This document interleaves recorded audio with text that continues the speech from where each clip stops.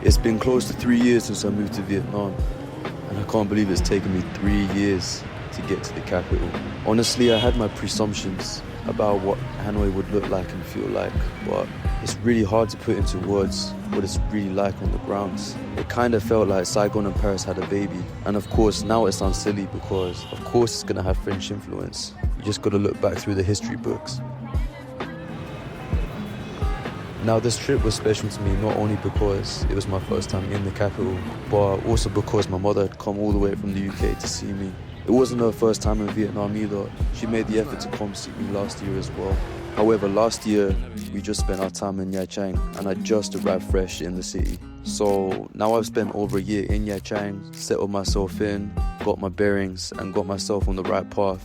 It was super exciting to get myself on the other side of the country with the best person in the world. Since we're planning to go to Sapa in the next couple of days, we weren't expecting to do too much up in Hanoi except take in the atmosphere. You know, Hanoi is not going anywhere, and I know I'm gonna have plenty other times to go visit it. I decided to put down the camera for most of the time, spend some time with my mother, and then on the second morning, I grabbed my Sony and 35mm lens, went to find myself a Go bike, which is kind of like a Boris bike for all my UK people.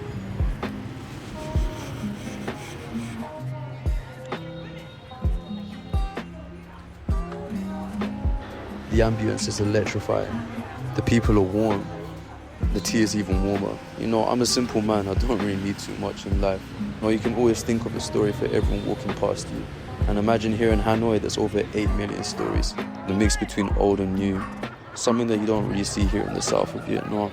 Even though my mother and I weren't planning to do anything too crazy in the city, we still took a minute to go see a couple museums. I'm terrible for forgetting the names of these places, especially in Vietnamese. But we went to visit one of the biggest prisons in the city. And then a few minutes stroll up the road, we went to visit the Temple of Literature.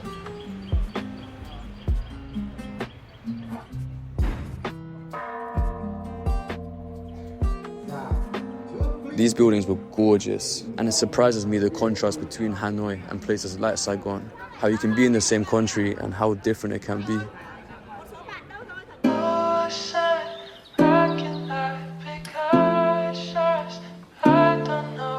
Even though it only been 3 days up here, I could really see myself living up in Hanoi.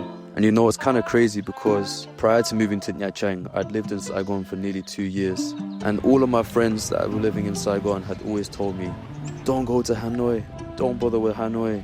The people are moody, the weather sucks, the food's not all that. And of course, when I'm hearing that from so many people, I start to listen and take it to heart. I just assumed it'd be like Saigon. I really thought all big Vietnamese cities could be the same, you know? However, I guess we can all be proven wrong. 3 days was enough for me to fall in love with this place.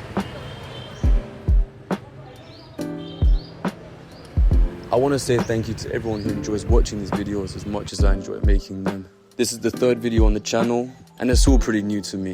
It's been a long time since I made videos for myself, and I'm really trying to figure out the groove of it all. I want to make something consistent, and I want to make something that pictures my life in the right light. Because I'm aware the life I live here is unique, and not everybody gets the same opportunity as I do. So for those that enjoy watching these kind of videos, just drop me a comment on what kind of things you want to see on this channel. And please let me know if you enjoy the voiceovers, because again, it's something new for me, but it's nice to do something different. Thank you for tuning in to this episode, and I look forward to seeing you next week.